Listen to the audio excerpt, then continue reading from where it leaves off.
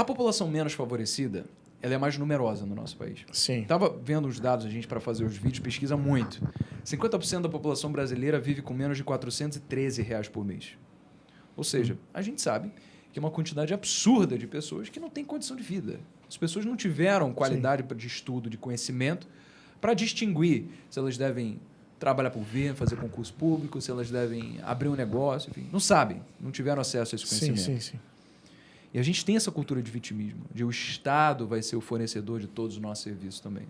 Só que, como a população massificada, a população desfavorecida é a maior do Brasil, pelo modelo democrático, ela que elege. Então, ela vai eleger representantes favoráveis a cumprir essas vontades que a população quer. Medidas populistas, auxílios, né? Tudo isso. Só que, às vezes, o governo não tem como, né, tirar esse dinheiro de algum lugar, além que ele vá, sabe, quitar a verba de um lado para colocar do outro, que às vezes não é uma coisa boa de se fazer, ou então imprimir dinheiro, que também, né, não é uma coisa boa de se fazer. Né? Sim.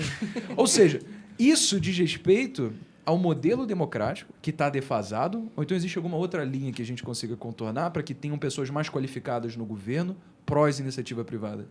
Olha, você está tocando num ponto, de novo, ótima pergunta. São ótimas perguntas, Bruno. São. Nota 10, nota 10 as perguntas. Tá ligado? Tô bem embasado, meu parceiro. Eu criei um monstro. Agora eu tô querendo, beber da fonte. Já está muito além da fonte. O que eu diria? A dinâmica de quem tem versus quem não tem, os que não têm sempre são maioria. E se os que não têm, como maioria, se juntam, vão sempre tirar dos que têm. E sempre tirar dos que produzem. Isso é o mantra marxista. Univos contra o opressor. Univos contra esses poucos opressores que tal. Então, como é que ele fala? Não tem nada a perder senão os seus grilhões. Né? Proletariados de todos os cantos únivos. Univos, exato. Então, velho, o que você está falando está no cerne do porquê o marxista resiste. Porque o socialismo ele se regenera.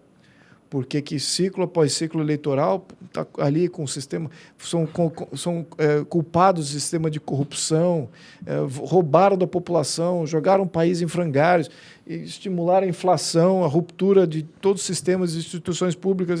Mesmo assim, tem gente que vota nos caras, porque eles são a maioria. Então, veja o perigo que é você ter narrativas que engajam e que criam uma percepção do que é a sociedade, que não, a sociedade deixa de ser única.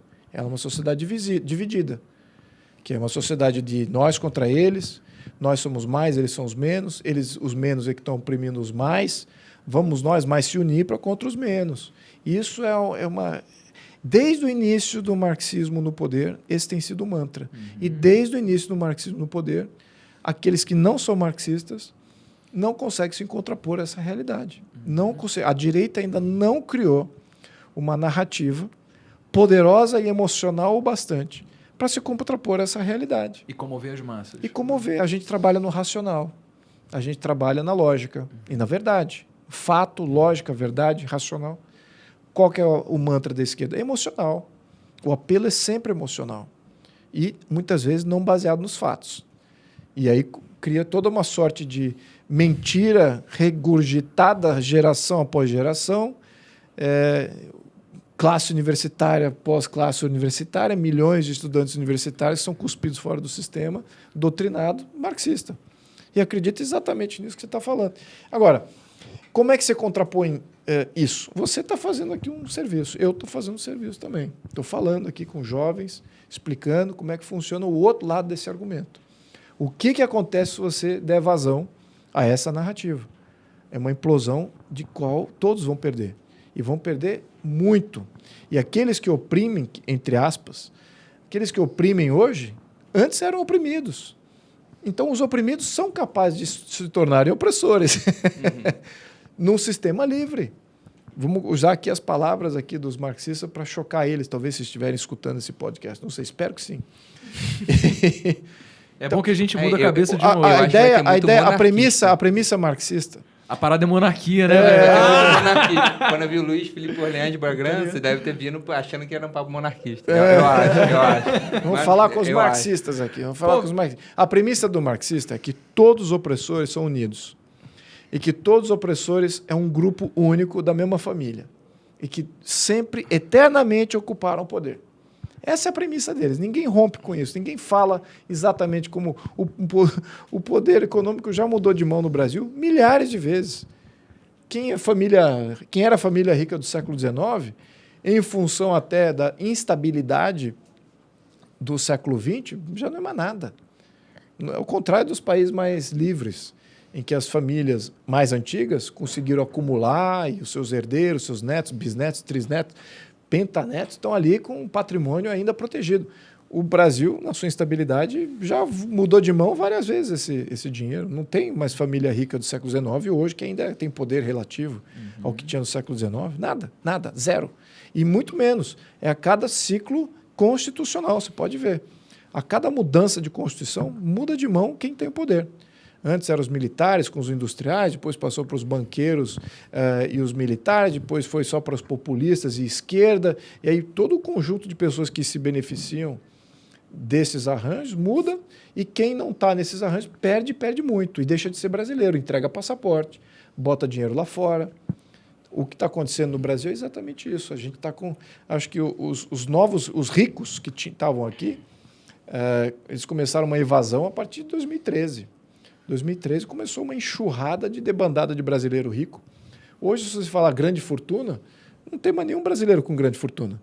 E se ela existe é porque foi feita... Tá tudo na Avenue. O link está aí embaixo.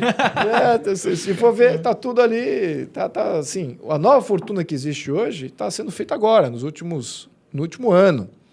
Porque a velha fortuna, eu já conheci algumas, entre aspas, velhas fortunas aqui. Já meteu o pé.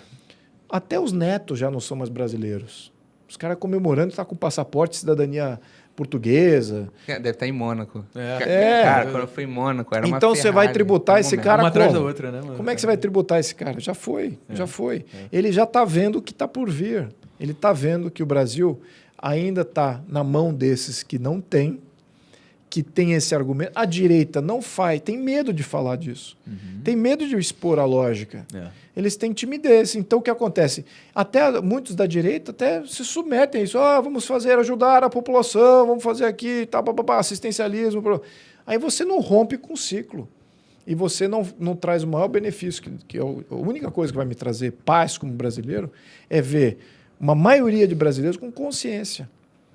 É isso que me dá paz. O resto não me dá paz. Qualquer coisa que não seja isso não vai me dar paz. Você vai falar assim, mas temos uma classe média bacana, tal. Mas a classe média vota à esquerda por desinformação, por também acreditar nessa narrativa e por falta da narrativa da direita que compõe. Não, peraí, se você sempre jogar para esse lado, é Venezuela, é um totalitarismo. Aí você vai criar o que a Venezuela criou. Não tem mais classe média, você fica só com pobre e governo. Esse é o padrão. Veja, até já existe no Brasil esse padrão. Você vai no Acre, por exemplo, é isso. É o governo e pobres. Mesma coisa no Rio de Janeiro. Acabou a classe média que defende o Estado, defende a propriedade, defende a capacidade de ter uma família para o futuro. Você está ali com pobreza e governo. E corrupção nem se fala. Corrupção é a graxa desse sisteminha. Enfim, essa realidade a gente tem que fugir disso. Tem que entender que isso é se você olhar para o mapa do Brasil, a gente já está com alguns estados carcomidos de câncer, né? Já putrificados. Não deveriam ser estados. Deveriam voltar a ser territórios com uma intervenção estatal, intervenção federal muito mais intensa. Não ter eleição, acabou a eleição, porque de fato ali já perderam a sociedade. E é isso que está me preocupando aqui. Caramba, isso é bem diferente, eu não esperava ouvir isso. Como assim? Como é que seriam esses estados que não deveriam ter eleição porque eles estão tão putrificados que tem que ter intervenção no âmbito federal? Olha, você veja, eu estou falando aqui no aspecto sociológico, então, obviamente que é uma percepção. Não posso falar que é um dado, mas é uma percepção. A minha percepção, por exemplo, do Rio de Janeiro. O Rio de Janeiro, você já está com um preâmbulo de narcoestado, em que o governo, que é o governo de jura, não é o governo de fato. Você veja Um exemplo, por exemplo, veja o México. Eu já fui algumas vezes no México, já fiz trabalho lá, já trabalhei. Você vai no México e você vê lá um governo, tá, o prefeito, o governador, mas ele não manda em absolutamente nada. Ele é um fantoche. Quem manda é os narcotraficantes. E o mapa do México, hoje já se publica um mapa do México, em áreas de cartel. E é um mapa, assim, já é tradicional, já. Ele muda a cada 2, 3 anos, muda, porque um cartel mata o outro, etc. Então, o mapa político dos cartéis muda, porque os cartéis são donos das concessões, são donos das mineradoras, são donos das redes de rádio, televisão, etc. Então, você, de fato, criou um narco-estado em que, efetivamente, a tua fachada de poder político não existe mais. Ela está ali como fachada. E o que vale é os arranjos que estão ali do narco-estado. O Rio de Janeiro já está nisso, já está no preâmbulo disso. Pior que tá mesmo. Imagina se o Brasil se tornar isso. Você está numa sala cheia de carioca, tá, cara? Eu também sou carioca. Eu também sou carioca. Isso é real demais, não, é verdade. Mas isso já é a realidade do Rio. Agora, você vai no Amapá, que é de fronteira com Venezuela. Você vai no Acre, fronteira com Bolívia. Você acha que é diferente lá? Já é mais tempo assim. Ali já é rota de contrabando, narcotráfico, contrabando até de criança. Contrabando de ser humano, de órgão, tudo esse... Eu já recebi coisa no meu gabinete, denúncia, submeti lá ao ministro da Justiça da época, entre aspas, vocês sabem quem são, o da época, de 2019, quem era o ministro da Justiça. Não foi adiante no caso, mas era caso disso, de ter tráfico de gente, criança e nas nossas fronteiras, até sequestro de pessoas que estavam dentro da proteção brasileira de volta para a Bolívia, de volta para outros países, aí porque iam fazer coisas, iam fazer estragos estando fora do país em denúncias, né, que poderiam estar denunciando senadores e desses outros países. Essa que é a realidade. Nós estamos no preâmbulo disso. Em alguns estados brasileiros já estamos bem avançados. Então, bom, eu não sei por que a gente está falando de narco-estado agora. Já me perdi. Não, mas eu achei muito legal, muito interessante essa colocação. Mas você falou dos mais e menos, né? Então, essa questão do mais e menos, como é que você rompe com isso? Vou falar aqui honesto e duramente. Do mesmo jeito que você limita governo, você tem que limitar a democracia. Eu sou contra a democracia ilimitada. Não existe isso. A democracia sempre foi combatida por todos aqueles intelectuais que olhavam o sistema de governo e viam o que é o melhor para o meu país. É a democracia? Não é a democracia. A democracia ela se autoextingue na história do mundo de uma maneira direta, como ela existiu na Grécia, durou 80 anos. Nunca antes, nunca depois. Ponto. Tem alguns países que chegam no ápice de definir um modelo constitucional que permite democracia, ampla democracia. No entanto, o modelo constitucional não muda. Então, tem limites, concorda? Impostos pelo tamanho do Estado. Pela Constituição. A Constituição impõe limites na democracia. A gente precisa fazer isso. A nossa democracia ela é ilimitada do ponto de vista de inclusão. Porque a Constituição permite isso. A Constituição permite isso.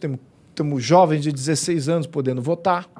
Então, isso aí é uma extensão da nossa democracia. Você vai me perguntar assim, você tem que criar limites até para senador, para deputado? Tem que. Eu acho que não pode ter senador com menos de 50 anos de idade. Eu sinceramente, acho que senador com menos de 50 anos de idade não deveria ser eleito. E deveria estar qualificado para tal. Deveria ter sido já um deputado, ou ter passado por ser algum grande advogado, juiz. A referência jurídica para poder fazer interpretação de lei. Isso é importante. Do ponto de vista de deputado, você acha que um deputado com 21 anos de idade pode fazer um grande juízo? Pode ser brilhante na questão. Alguns deputados aí que são bem jovens são brilhantes na parte jurídica e tal. Agora, em termos de experiência de vida, que é o necessário para fazer um julgamento de uma lei, se serve, não serve, se está condizente ou não, eu estou dizendo, não acho que é. Acho que com 30 anos é uma linha de corte ali positiva para um deputado. Mas sem ser idade, assim, porque idade é uma coisa muito subjetiva, né? Você acha que teria que ter, sei lá, uma prova para testar a qualidade, a capacidade técnica para alguém assumir uma posição no Congresso Nacional? Ou, assim, algum balizador para testar que essa pessoa aí sim... Eu acho que o teste... Se você tem concurso público para virar funcionário público, né, você poderia ter um concurso para poder ser candidato. Entendi. Por que não? Entendi. Não quer dizer que você vai ser... Para você poder ser, entrar no campo de eleições ali. Exato. Entendi. É Então, o filtro inicial. É o filtro inicial. E quando isso já pressupõe uma série de coisas. Pressupõe que você é alfabetizado. Tá certo? Então, isso é importante. Agora, do outro lado também, vamos lembrar, as democracias, entre aspas, né? Porque democracia não funciona. Eu sou contra a democracia, eu sou a favor do Estado de Direito. Quem estabiliza é o Estado de Direito, não é democracia. Se falar em democracia, é instabilidade, é preâmbulo de caos. Então tem que falar que não, Estado de Direito. Estado de Direito define o quê? Os limites de cada um. Define o limite do governo, define o limite dos seus representantes, define o limite do Estado, define o limite da democracia. Então, ele não é democrático. Estado de Direito, ele é o Estado de Direito. É o direito que manda. É a lei que manda. Essa é a lei da terra. Bom, é isso que manda. Não é a população. Agora, a população é mais livre em alguns arranjos constitucionais do que outros. Essa que é a realidade. Então, o não-Estado que, olha, tá tudo aqui. Vocês podem mudar tudo. Muda a bandeira, muda nome, muda a religião, muda o que vocês quiserem. Isso não vai dar a estabilidade necessária para você ter liberdade. Você precisa de um nível de segurança e de um nível de estabilidade para você ter liberdade. Quer um exemplo? Sim. Em Vitória, Espírito Santo, agora, quando foi? 2017, 2018, teve uma greve dos PMs. O que aconteceu? Estava todo mundo na rua, feliz da vida, na praia. Não, todo mundo ficou em casa com medo. A percepção de insegurança, percepção que você não pode ir e vir, que você não está protegido, você corre risco de físico, você fica em casa. Então, você nem vai trabalhar, você vai proteger a sua família e as suas propriedades.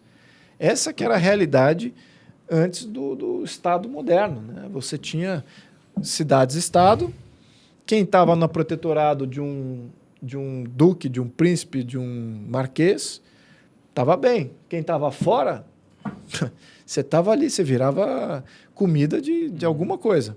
Ou seria uma vítima de algum grupo aí, porque essa que era a ideia. Você tinha a proteção, a função do rei e dos cavaleiros, tudo era dar proteção a quem planta, a quem faz a agricultura, para nutrir todo mundo, para ter uma família.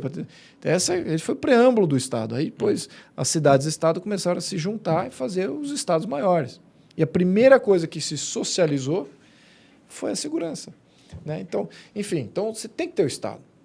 O Estado é inevitável para você ter liberdade. Se você não tem o Estado, é caos. É caos. E é todo mundo em casa. Todo mundo preso. Literalmente, liberdade zero.